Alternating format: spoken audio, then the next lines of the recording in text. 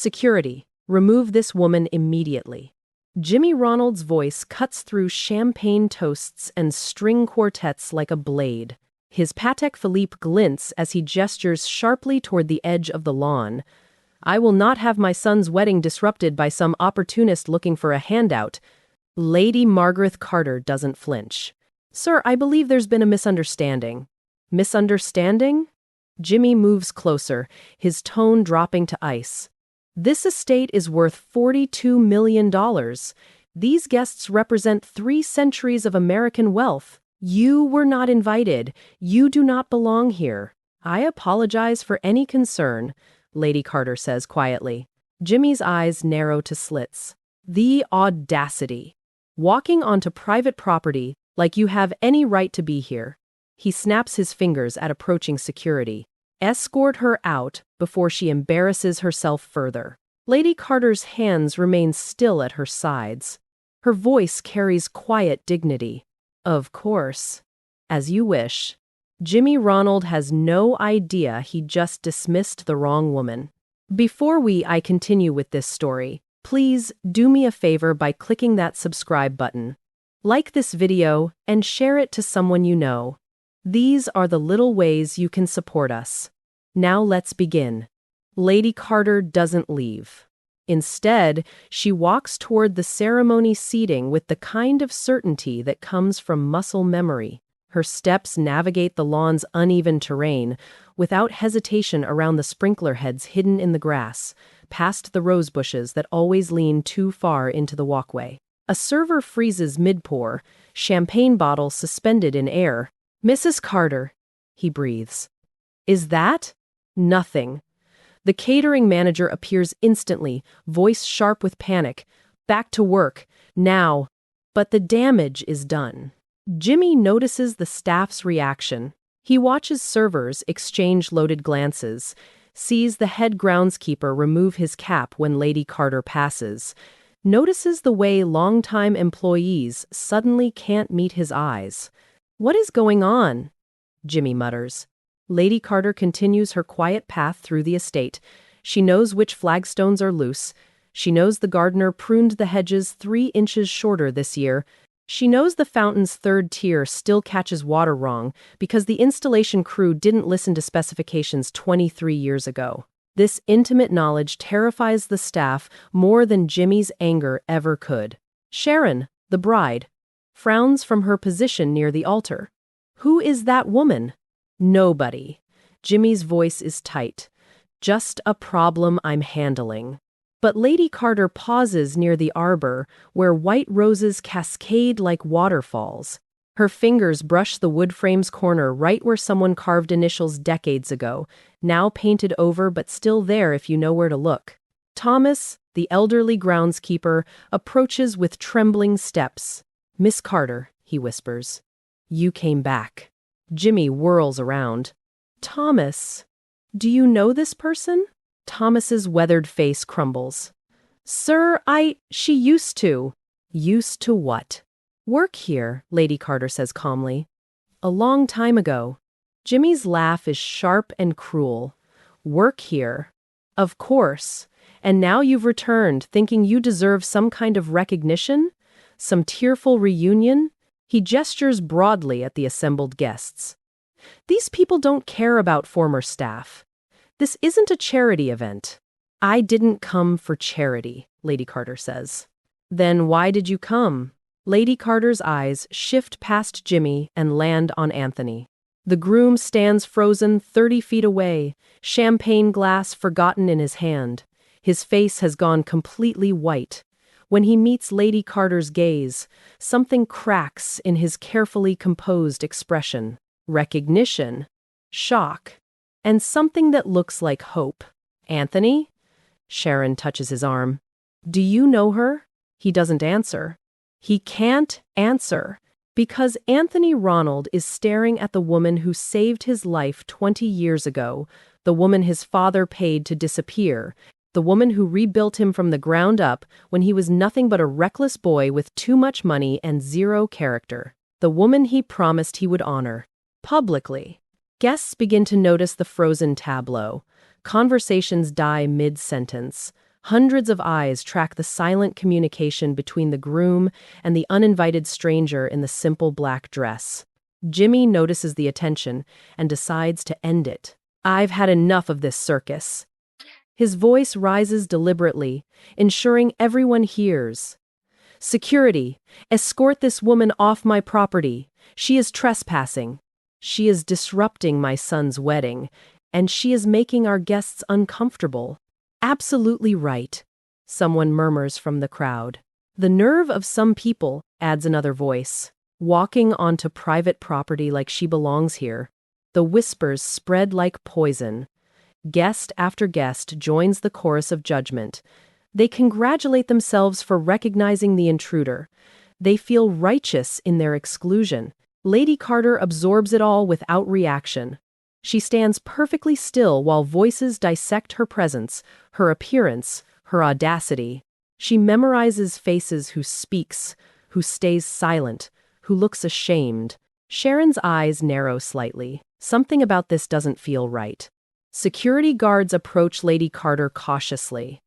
"Ma'am, we need you to come with us." "Of course." She begins walking toward the estate's entrance, flanked by guards like a criminal. Jimmie addresses his guests with theatrical relief. "My apologies for the disruption. Some people simply don't understand boundaries or respect." His smile is cold and satisfied. "Let's return to celebrating, shall we?" Polite applause ripples through the crowd. But Anthony hasn't moved. He's still staring at Lady Carter's retreating figure, his chest rising and falling rapidly. Sharon sees his hands shaking. "Anthony, what's wrong?" He doesn't answer. Because Lady Carter has paused at the gate. Instead of leaving, she reaches into her purse and pulls out something small, a worn photograph, edges softened by age and handling. Then she turns around and walks back. "Absolutely not." Jimmie blocks her path. "Security," I said, "remove her." "I'm not here to cause trouble, Mr. Ronald," Lady Carter says quietly. "I'm here because your son asked me to come." The words land like a bomb. Every guest freezes. Sharon's mouth opens slightly. Jimmie's face flushes dark red. "That's a lie," Jimmie hisses. "Is it?" Lady Carter's voice remains calm as she looks past him. "Anthony, do you want me to leave?" All eyes turn to the groom. Anthony Ronald, future CEO, golden child of high finance, heir to billions, stands at the center of his own wedding, surrounded by everything his name has ever meant. And he walks toward the woman his father just tried to throw out. He stops directly in front of Lady Carter. Then, in full view of 300 guests, 4 photographers, and his horrified father, he bows. Not a nod, not a polite dip of acknowledgement. A full, unmistakable bow of the deepest respect. The lawn erupts into shocked silence. Sharon's hand flies to her mouth. Jimmie takes an aggressive step forward, fury radiating from every inch of him. "What are you doing?" Jimmie's voice cracks. Anthony straightens slowly, eyes still on Lady Carter. When he finally speaks, his voice carries across the lawn like a confession. "Lady Carter," he says clearly, "you came. You asked me to," she replies gently. 20 years ago, you made me promise something." "I did." "What promise?" Sharon whispers. Anthony turns to face the assembled guests, everyone who thinks they know him, everyone who believes his success was inevitable, everyone who assumes wealth and name were enough. 20 years ago, Anthony says, I was not the man standing before you today. The crowd leans forward unconsciously. 20 years ago, I was a disaster. Entitled, reckless, destructive. I almost destroyed my future and hurt people who didn't deserve it. His voice doesn't waver. My father tried to fix the problem with money and connections. He sent me away quietly, not to rehab, not to a resort, but to work for this woman. He gestures to Lady Carter. She owned a small restaurant. She didn't know my name. She didn't care about my father's wealth. She gave me a broom, an apron, and a choice. Learn to serve others, or stay the person I was. Jimmie's face has gone from red to pale. Anthony, this is not the time. She taught me everything you didn't, Dad. Anthony's words are quiet but devastating. She taught me humility, accountability, dignity. She taught me that character matters more than inheritance. He looks back at Lady Carter. And when I finally became someone worth respecting, I made her a promise. What promise? Sharon asks again, tears forming. Anthony's voice fills with emotion, that if I ever stood at an altar, if I ever became worthy of this life, I would publicly honor the woman who taught me how to be a man. He turns back to Lady Carter. You tried to refuse. You said you didn't want recognition, but I promised you that true power bows before wisdom. His eyes glisten. So here I am, keeping that promise. The silence is absolute. Lady Carter's eyes shine with unshed tears, but her voice remains steady. You didn't need to do this. Yes, Anthony says firmly. I did. Sharon approaches slowly. She studies Lady Carter for a long moment, then extends her hand. Thank you, Sharon says softly, for the man I'm about to marry. Lady Carter takes her hand gently. He did the work himself. I just showed him the tools. Jimmie stands frozen, his authority crumbling in real time. His wealth means nothing in this moment. His connections can't rewrite what just happened. His name, the name he spent decades building, has just been publicly eclipsed by a woman in a simple black dress who owns nothing but respect, and everyone is watching. But to understand how Lady Carter became the woman powerful enough to command a billionaire's wedding without saying a word, you need to understand what happened 20 years ago, when a reckless boy with too much money and zero conscience walked into a struggling restaurant on the edge of town. When Lady Margareth Carter looked at him and saw not a billionaire's son but a chance for redemption, and when that choice changed everything, the murmurs died instantly. Anthony Ronald stood before Lady Margareth Carter in his custom Tom Ford tuxedo, surrounded by 300 guests who represented more combined wealth than most countries' GDP. Crystal chandeliers hung from white tents. A 12-piece orchestra sat frozen mid-note. Sharon's $15,000 wedding dress rustled in the breeze. And Anthony bowed. Not the casual nod reserved for business associates. Not the polite acknowledgement given to elderly relatives. A full bow, head lowered, back bent at 45 degrees, hands clasped respectfully before him. The kind of bow reserved for royalty. Or for someone who saved your life. A champagne glass shattered against marble. No one moved to clean it. Victoria Ashford Lane, whose family had attended every significant social event since the Gilded Age, gripped her husband's arm hard enough to leave marks. What is he doing? No one answered. No one could.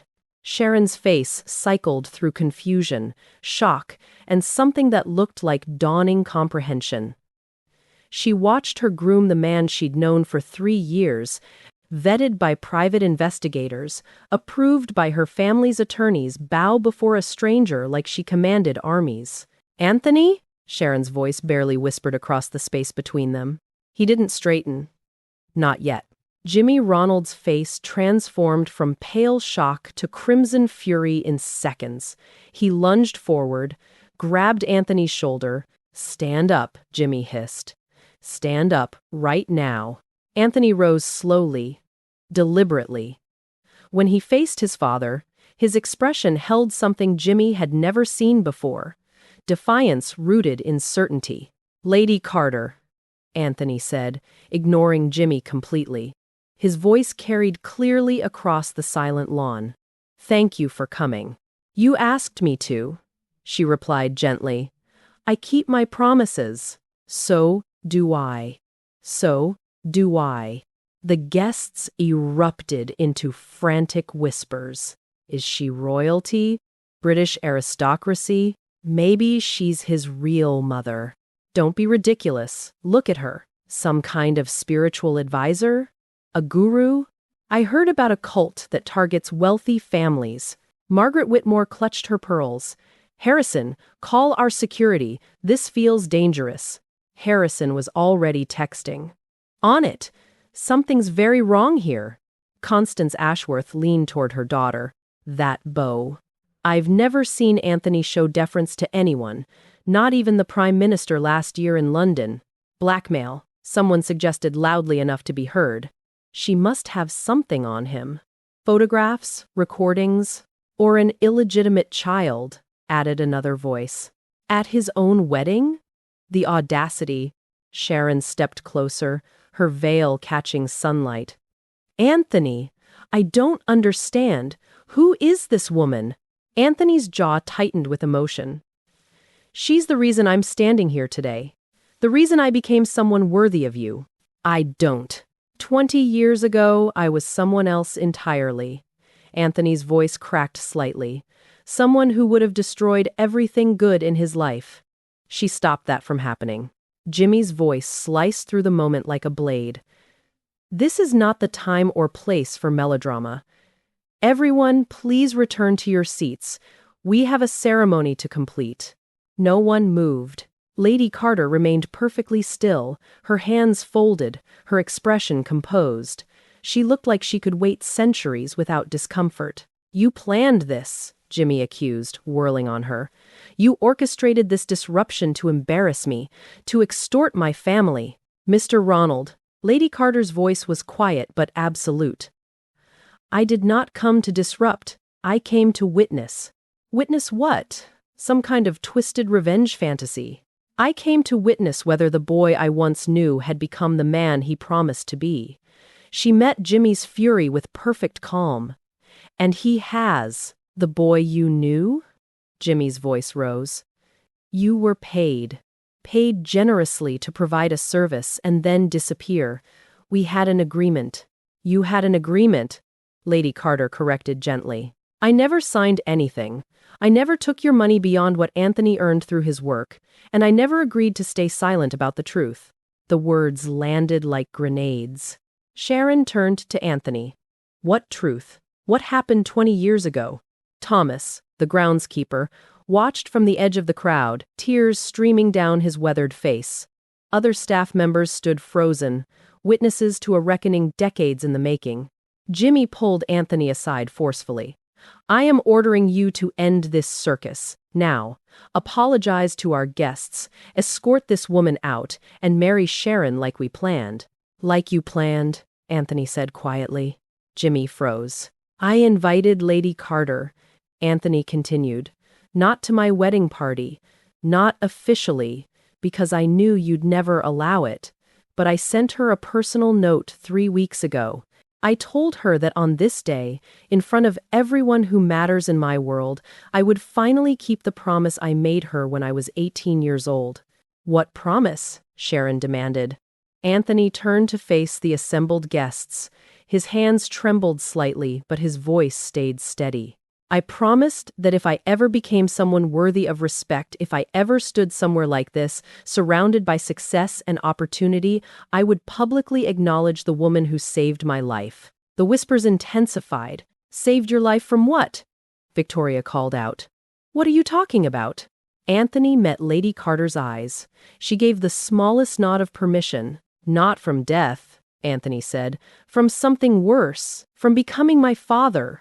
Jimmie's face drained of all color. Lady Carter saved me from a future where money replaced morality, where power excused cruelty, where my name meant I never had to answer for my actions. Anthony's voice grew stronger. She didn't do it with money. She did it by teaching me something my father never could. And what was that? Jimmie's voice barely whispered. Anthony smiled, sad, knowing, and free. That true power bows before wisdom, not the other way around. The silence that followed felt like the world holding its breath. Lady Carter finally spoke, her voice carrying an authority that made everyone lean forward unconsciously. I did not come to disrupt your celebration, Mr. Ronald. I came to witness something I helped create 20 years ago. She looked at Anthony with profound warmth.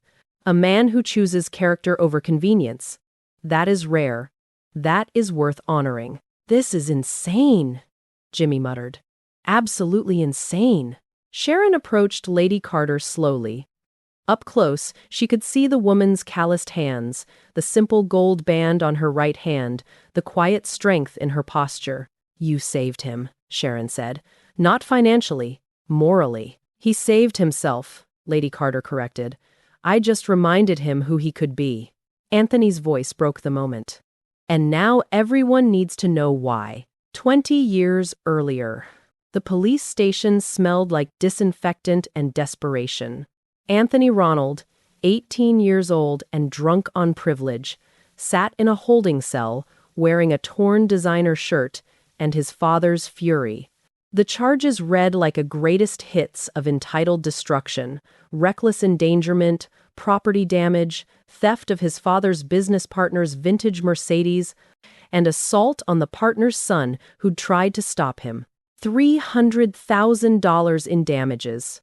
Injuries that required hospitalization. Security footage that made denial impossible. Jimmie Ronald arrived at 3 a.m. with his attorney, his checkbook, and a rage so cold it could freeze oceans. He didn't speak to Anthony.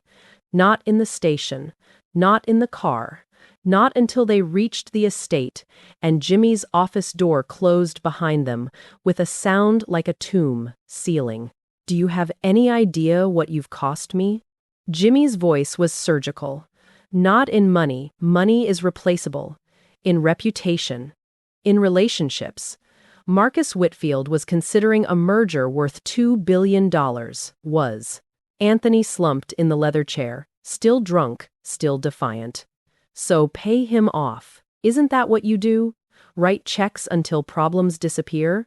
The slap came so fast Anthony barely registered it before pain exploded across his face. "You will never speak to me that way again." Jimmie's hand trembled. "I have spent 30 years building this family's name. You nearly destroyed it in one night." "Then disown me," Anthony spat. "Tell everyone I'm not your problem anymore. Don't tempt me." But Jimmie couldn't disown him. Anthony was his only heir. The Ronald empire needed succession. So Jimmie did what he always did when problems required discretion. He made a deal. Marcus Whitfield wouldn't press charges if Anthony disappeared for a year. No society parties, no family events, no presence that could remind Marcus his son still needed physical therapy to walk properly. "Where am I going? Military school? Rehab? Somewhere worse," Jimmie said coldly. "Somewhere that will teach you what I clearly failed to." Carter's kitchen sat on a struggling street corner where gentrification hadn't yet arrived. The sign needed repainting. The windows were clean but old. Inside, mismatched tables served working families who couldn't afford the restaurants Anthony's friends frequented. Lady Margareth Carter stood behind the counter when Anthony walked in, escorted by Jimmie's driver. She was 52, hair pulled back in a practical bun, wearing an apron stained from honest work. She took one look at Anthony designer sneakers, expensive watch, expression of barely concealed disgust, and turned to the driver. "This is the boy?" "Yes, ma'am," Mr. Ronald arranged. "I know what he arranged." Her voice was firm without being harsh. "You can go. Anthony will find his own way home each night. Or he won't come back. Either way, that's his choice." The driver hesitated. "Ma'am, Mr. Ronald was very specific about supervision, and I was very specific about my terms. No special treatment, no handlers. He works like everyone else or he leaves." She met Anthony's eyes. "You understand?" Anthony shrugged with practiced indifference. "Whatever. Let's get this over with." Lady Carter handed him a broom. "The floor needs sweeping. Start in the back. Work your way forward. When you're done, I'll teach you dishes." "Dishes?" Anthony's laugh was sharp. "You realize who I am, right? My father owns... Your father owns nothing in this building. Here you're just Anthony. Another pair of hands." She turned away. "Get to work." The first week was warfare. Anthony showed up late, worked slowly, complained constantly. He held the broom like it might contaminate him. He wore headphones while working until Lady Carter confiscated them. He rolled his eyes when customers asked for water refills. Lady Carter never yelled, never threatened. She simply watched with those steady, knowing eyes and said things like, "That corner still has crumbs. Try again. Would you serve your mother food from a plate that dirty?" On day 8, Anthony snapped. "Why do you even care? This place is dying anyway. Look around, half your tables are empty. You're barely making rent. What's the point of pretending any of this matters?" Lady Carter set down the order she was preparing and faced him fully. "You think this restaurant is about money? Isn't everything? No, Anthony. This restaurant is about dignity. These tables serve people who work 2 jobs to feed their children. They come here because the food is honest, and I treat them with respect." Her voice never rose. "When you sweep this floor, you're not just cleaning. You're telling every person who walks through that door they deserve a clean place to eat. That matters more than your father's stock portfolio." Anthony had no response. "You want to know the difference between power and worth?" Lady Carter continued. "Power is what your father buys. Worth is what you earn. One disappears the moment the money runs out. The other stays with you forever."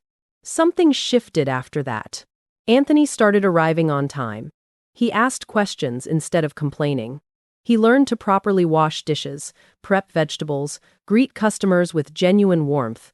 He worked Friday dinner rushes that left him exhausted and oddly satisfied. Lady Carter taught him everything. How to treat the homeless man who came in every Tuesday, feed him with dignity, never pity. How to listen to Mrs. Chen's stories about her grandchildren without checking his watch. How to apologize when he messed up an order and mean it. Character, Lady Carter said one evening while they cleaned after close, is what you do when no one important is watching. You've spent your whole life performing for people who could advance your status. Now you're learning to serve people who can give you nothing but thank you. And that's supposed to make me a better person? It already has. Anthony looked at his reflection in the stainless steel counter. 6 months ago, he wouldn't have recognized the young man staring back, calloused hands, tired eyes, genuine smile. "Your father thinks he sent you here as punishment," Lady Carter said quietly. "But punishment only works if you learn from it. You're learning something more important, who you want to become." When Anthony's year ended, Jimmie arrived in the town car to collect him. Anthony emerged from Carter's kitchen wearing his work apron, saying goodbye to staff members who hugged him like family. Lady Carter stood in the doorway, arms folded, expression proud and bittersweet. Jimmie extended an envelope thick with cash. "For your trouble. And your discretion." Lady Carter didn't take it. "I don't want your money, Mr. Ronald. Everyone wants money. Not everyone." She looked past him to Anthony. "Your son paid his debt through work. That's all I needed." Anthony approached her, eyes bright. "I'll come back, visit, help out." "No." Her voice was gentle but firm. "You have a life to build. Build it well. Build it with what you've learned here. How do I repay you?" "By becoming the man you promised me you could be." Lady Carter squeezed his shoulder once. "And if you ever stand somewhere important, somewhere that defines your future, remember, true power bows before wisdom, not the other way around." Anthony's voice cracked. "I promise. One day, I'll publicly acknowledge what you did for me. Everyone will know. I don't need everyone to know," she smiled. "I just need you to remember." Jimmie ushered Anthony into the car. As they drove away, Lady Carter returned to her restaurant, refusing credit, refusing recognition, refusing everything except the quiet satisfaction of a job well done. Anthony pressed his palm against the window, watching her disappear. That promise I'll publicly acknowledge you echoed through the next 20 years. Until today. Until the wedding where he finally kept it. Present day, the wedding. Jimmie Ronald's version of the story was much simpler. He'd told it so many times over the years that he'd almost come to believe it himself. At charity galas, over scotch with business partners, in quiet conversations with his attorneys, the narrative never changed. "I found a struggling restaurant owner who needed help," Jimmie would say, voice heavy with practiced benevolence. "A woman running a failing business in a rough neighborhood. I gave Anthony an opportunity to learn humility through charity work. Character building, you understand, and I compensated her generously for the inconvenience." The truth, carefully omitted, he'd tried to buy her silence 5 separate times. The first offer came 1 week after Anthony started working at Carter's kitchen. $50,000, delivered by courier, with explicit instructions that Anthony never know his father was supplementing the arrangement. Lady Carter sent the check back uncashed. The second attempt was more aggressive. $100,000, plus an NDA requiring she never contact Anthony again after his year ended. That check also returned, this time with a handwritten note. "Your son's transformation isn't for sale." Jimmie increased the stakes. $250,000, $500,000, finally, a full $1 million with ironclad legal language that would erase her from Anthony's narrative forever. Every check came back. "She's playing a long game," Jimmie's attorney had warned, positioning herself for a bigger payout later. "You're dealing with a professional." But Lady Carter never asked for anything. Not money, not recognition, not favors. She simply refused to be purchased. It infuriated Jimmie more than any business competitor ever had. Money was his language, his power, his solution to every problem. And this woman spoke a dialect he couldn't comprehend. Now, standing on his son's wedding lawn with 300 guests watching, Jimmie felt that same impotent fury rising like bile. "You've been waiting for this," Jimmie said, voice low and venomous as he cornered Lady Carter away from the main gathering. Anthony was speaking with Sharon, giving his father 1 moment to handle this quietly. 20 years of patience. Building up to this public spectacle. "What's your price? Name it and leave." Lady Carter met his gaze with unsettling calm. "Mr. Ronald, I don't want your money. I never did. Everyone wants something. Yes, but not everyone wants what you're offering." Jimmie's jaw clenched. "You manipulated my son, convinced him you were some kind of savior when you were just doing a job I paid you to do." "You paid me nothing." Anthony earned minimum wage washing dishes and sweeping floors. Every dollar he received, he worked for. "I arranged the placement.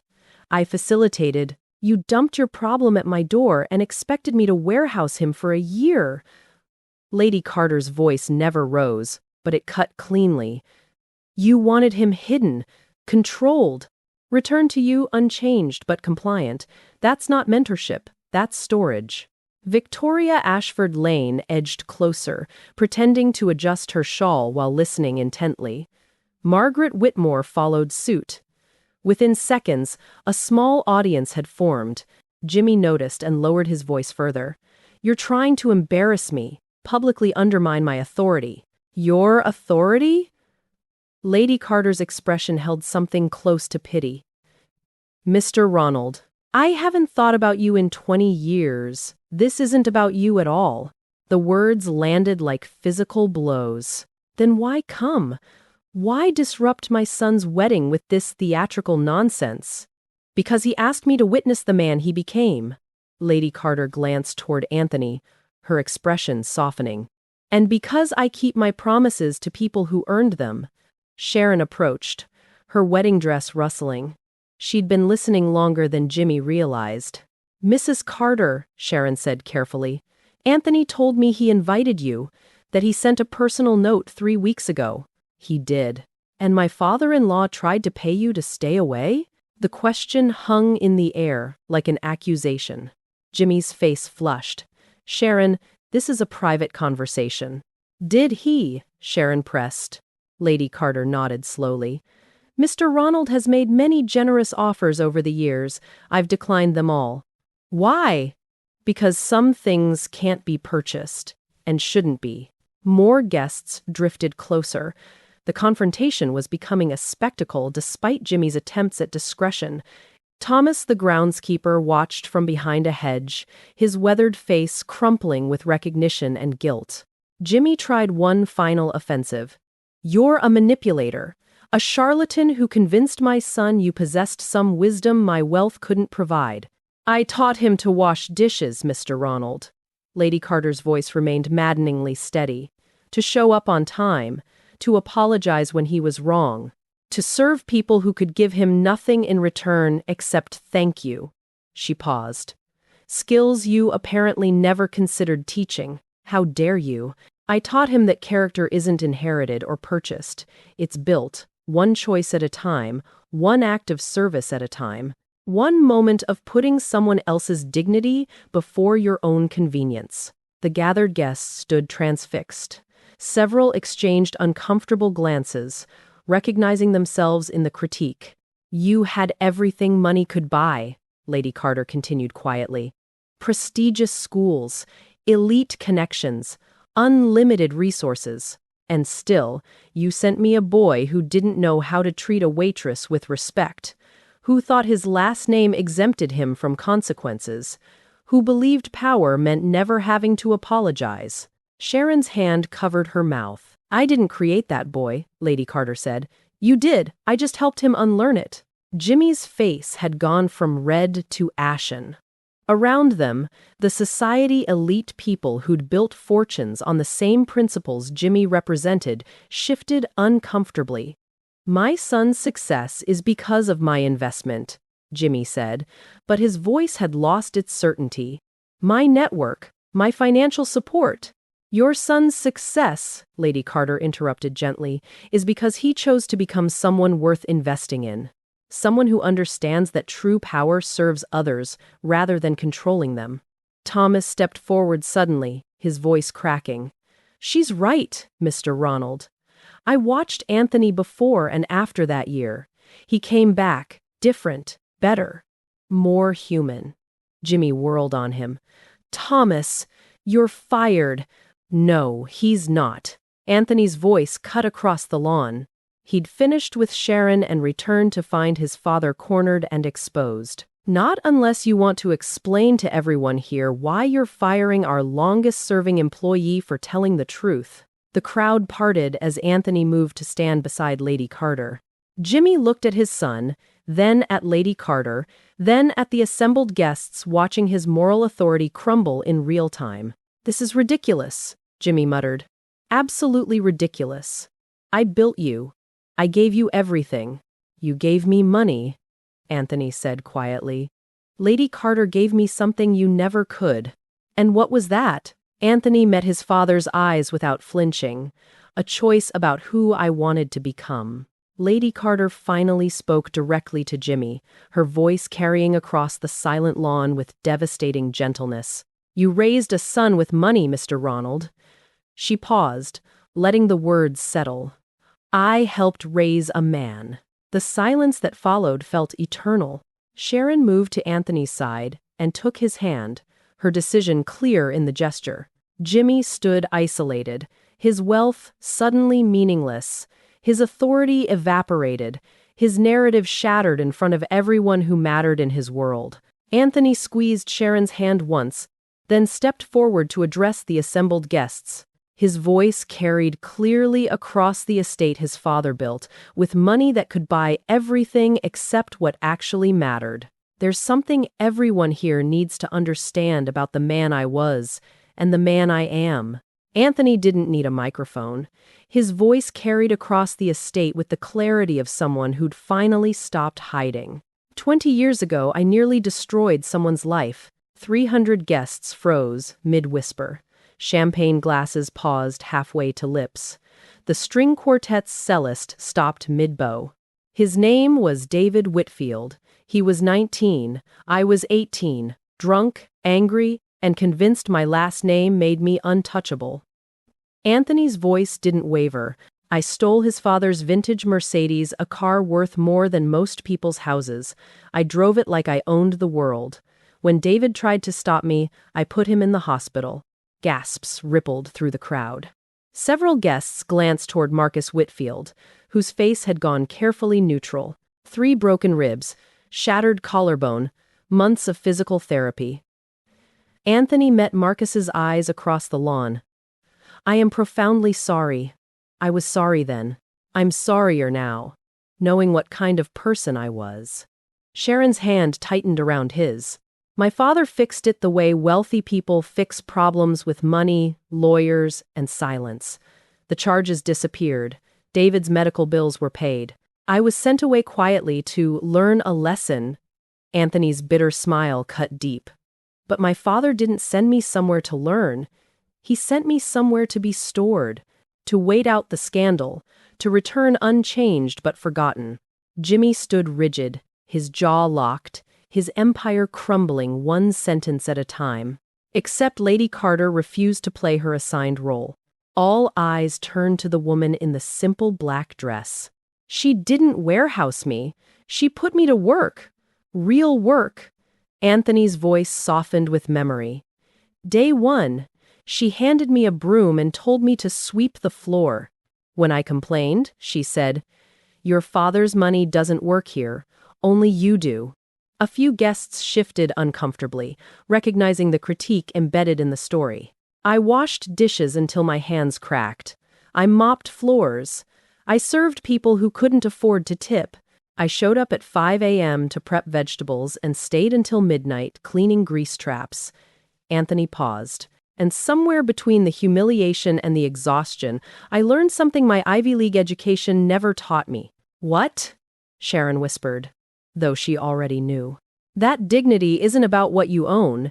It's about how you treat people who can't do anything for you. Lady Carter's eyes glistened, but her posture remained steady. Lady Carter never lectured. She demonstrated. When a homeless man came in every Tuesday, she served him the same meal she served everyone else with respect, not pity. When Mrs. Chen couldn't afford her bill, Lady Carter said, "Pay next time," and meant it. When I messed up an order, she made me apologize directly to the customer and fix it myself. Anthony turned to face his father fully. You taught me that power means controlling outcomes. Lady Carter taught me that power means serving others. His voice cracked slightly. You showed me how to dominate a boardroom. She showed me how to treat a dishwasher like family. You gave me a legacy. She gave me a conscience. The assembled elite stood motionless, forced to witness their own values dissected and found wanting. I learned more washing dishes in that restaurant than I did in 4 years at Yale, Anthony continued. Because Lady Carter understood something you never did, Dad. She understood that my last name would open every door in the world, but my character would determine whether I deserved to walk through them. Jimmie's face had drained of all color. Sharon stepped forward, addressing the guests directly. When I met Anthony 3 years ago, I met a man who treated servers with the same respect he showed CEOs, who remembered people's names, who apologized when he was wrong and meant it. I thought that's just who he was. She looked at Lady Carter with profound gratitude. But character like that doesn't appear by accident. It's taught, built, earned. Sharon's voice strengthened. And the woman who taught my husband how to be a good man just got treated like a trespasser at his wedding. The crowd stirred with collective discomfort. Victoria Ashford Lane looked at her shoes. Margaret Whitmore's face flushed. Harrison Blackwell cleared his throat repeatedly, finding no words. Thomas the groundskeeper spoke up from the crowd's edge, voice trembling. I've worked this estate 42 years. I watched young Mr. Anthony before he left, and after he returned. Lady Carter gave us back a different person. A better person? Other staff members nodded silently. Anthony moved to stand directly before Lady Carter. You asked me once if I'd ever become worthy of my opportunities. I promised you that if I ever stood somewhere important, somewhere that defined my future, I would honor the woman who saved me. He gestured at the assembled crowd, the estate, the wedding that represented everything his world valued. This is that moment. This wedding, this life, this future, it's incomplete without acknowledging the truth. His voice carried across the lawn like a vow. My success isn't because of my father's money or my family's name. It's because a restaurant owner taught an entitled boy that service is power, that humility is strength. That character matters more than inheritance. Anthony took Lady Carter's hand gently. I cannot marry Sharon. I cannot begin this new chapter without publicly acknowledging the woman who made it possible. His eyes filled with tears. Lady Margareth Carter, you refused my father's money. You refused recognition. You refused everything except the promise that I'd become someone worth the effort you invested. The estate fell absolutely silent. You kept your promise, Anthony said. Now I'm keeping mine. He turned to the assembled guests, billionaires, socialites, the American elite who judged Lady Carter from the moment she arrived. This woman owns more moral authority in her simple black dress than all our combined wealth can purchase. She commands more respect through quiet dignity than any boardroom power play could ever achieve. And this wedding doesn't begin until every person here understands that. Anthony looked at Lady Carter with profound vulnerability. Will you stay? Not as an intruder, as my honored guest, as the woman without whom none of this would be possible. Lady Carter stood perfectly still, her expression unreadable. The crowd held its breath. She had every right to refuse, every reason to walk away from the people who judged her, dismissed her, tried to erase her.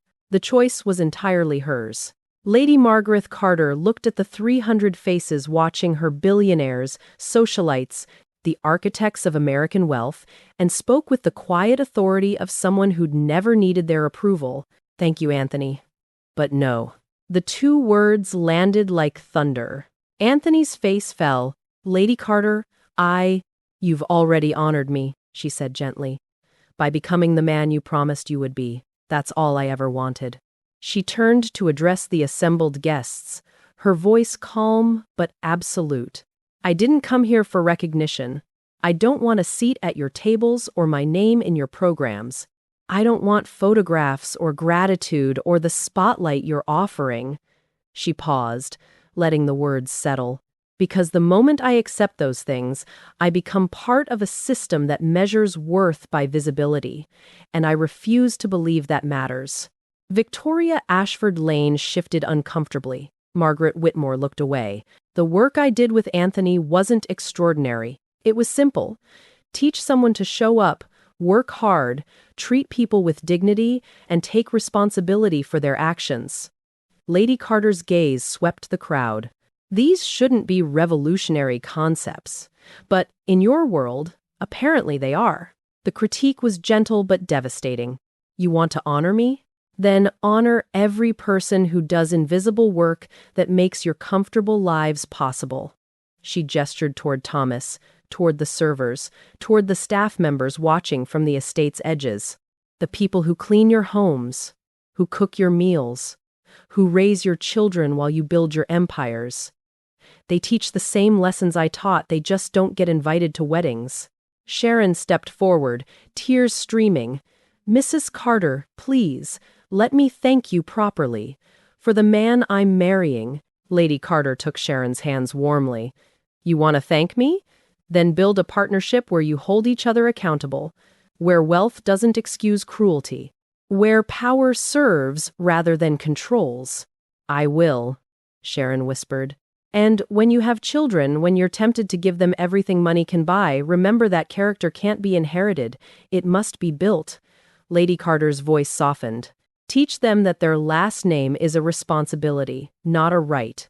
That service is strength. That the people they pass without noticing are the ones who make their world work. Sharon nodded, unable to speak. Lady Carter turned to Jimmie, who stood isolated at the crowd's edge, his authority dismantled, his narrative destroyed. She approached him quietly. And for a moment, the estate's noise faded to just the two of them. Mr. Ronald, she said, her voice too low for others to hear. You're not a bad man. You're just a man who confused power with worth, money with meaning, control with connection. Jimmie's jaw worked soundlessly. Your son didn't need rescuing from you. He needed the chance to discover who he was without your empire defining him. Lady Carter's expression held no triumph, no cruelty, just truth. I didn't take him from you. I helped him find himself. There's a difference. I gave him everything, Jimmie whispered hoarsely. You gave him wealth. Life requires more than that. She paused. It's not too late to learn what. She left him standing there, confronting himself for perhaps the first time in decades. Lady Carter walked to the center of the lawn one final time, addressing everyone.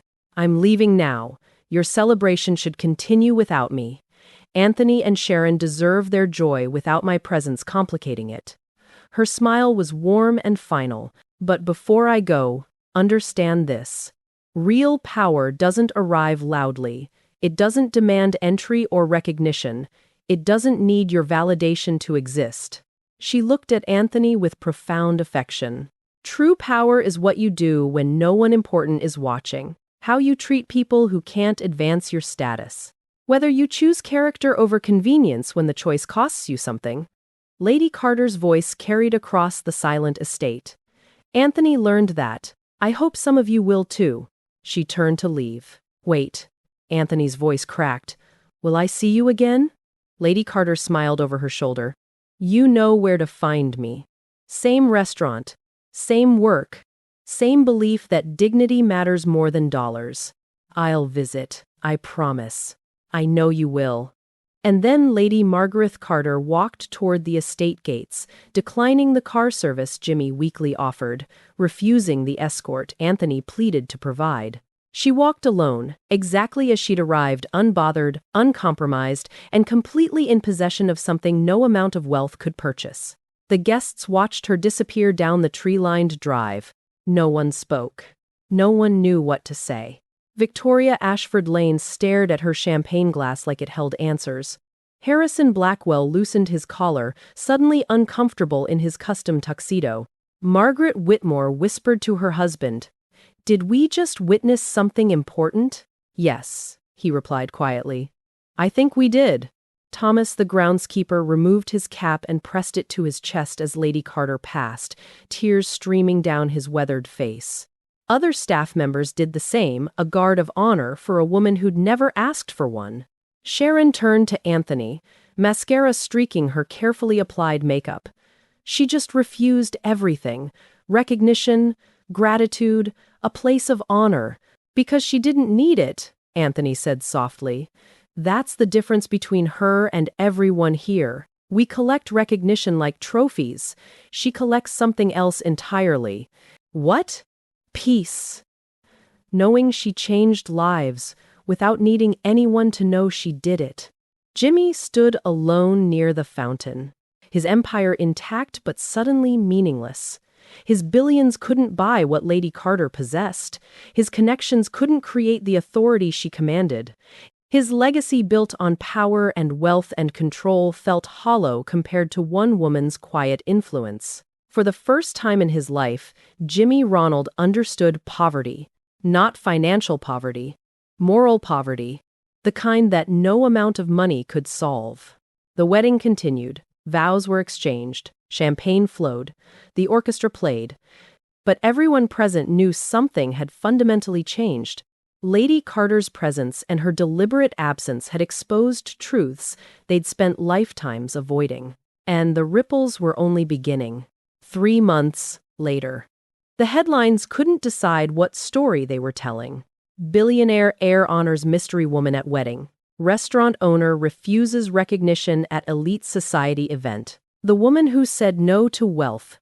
The society pages dissected every moment. Gossip columns speculated wildly about Lady Carter's identity, her relationship to the Ronald family, her refusal of what everyone assumed she wanted. The wedding photographer's images went viral, Anthony bowing, Jimmie's face draining of color, Lady Carter walking away alone. But the real story wasn't happening in headlines.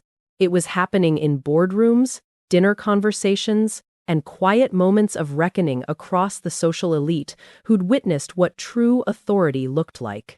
Anthony Ronald arrived at his father's office unannounced on a Tuesday morning. Jimmie looked up from quarterly reports, his face thinner than 3 months ago. Something in his eyes had dimmed, not defeated, but chastened. Aware, "I'm implementing a new policy," Anthony said without preamble. "Every executive in our company will spend 1 week annually working entry-level positions, warehouse floors, customer service, janitorial staff."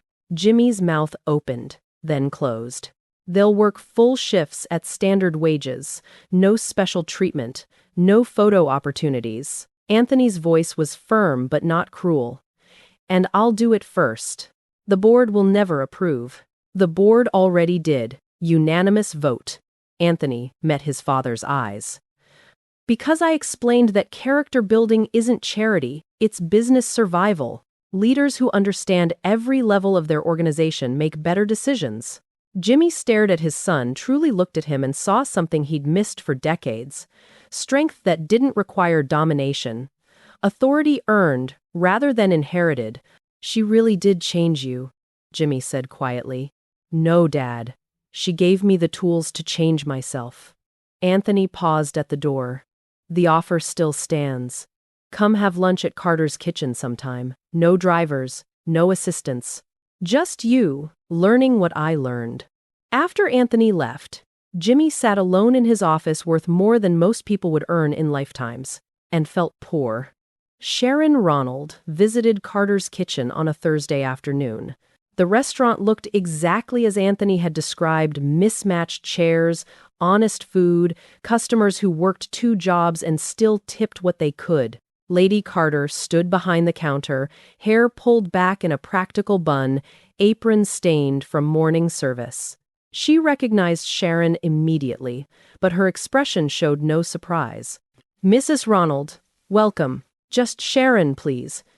She sat at the counter nervously.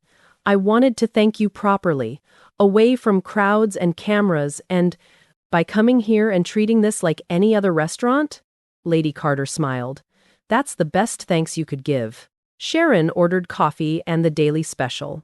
She watched Lady Carter work the way she greeted regulars by name, how she listened to Mrs.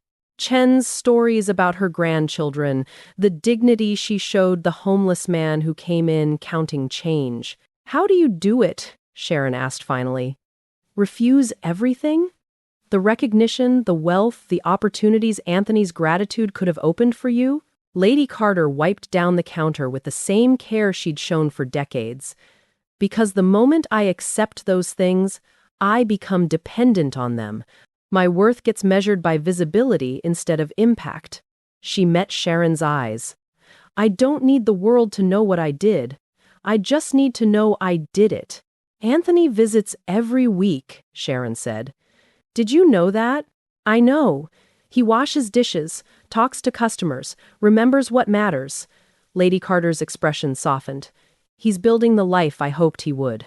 That's worth more than any recognition." Sharon left an hour later, having learned more about partnership and purpose than any society luncheon had ever taught her. 6 months later, the impact rippled outward in unexpected ways. Victoria Ashford Lane quietly started volunteering at a homeless shelter, telling no one, seeking no credit. Marcus Whitfield established a foundation for young people rebuilding their lives after mistakes and hired Anthony to help run it. Margaret Whitmore stopped talking about those people after her granddaughter asked her why she sounded mean. Small changes, individual reckonings, the kind that don't make headlines but reshape worlds. Thomas, the groundskeeper, received an unexpected raise and personal apology from Jimmie, who'd spent sleepless nights confronting what kind of man he'd become, and Anthony Ronald, CEO, husband, future father, spent every Wednesday morning at Carter's kitchen working the breakfast shift before board meetings. Not for publicity, not for penance, because character, once built, requires maintenance. At Carter's kitchen, Lady Margareth Carter stood behind the counter on an ordinary Tuesday afternoon. No cameras, no recognition, no headlines. Just honest work, serving people who couldn't advance her status, treating everyone with the same dignity she'd shown for 40 years. A young man walked in expensive suit, nervous energy, clearly out of his element. He approached the counter hesitantly. "Are you Lady Carter?" "Just Carter is fine. My boss sent me, Anthony Ronald. He said if I was serious about becoming a better leader, I should work here for a month."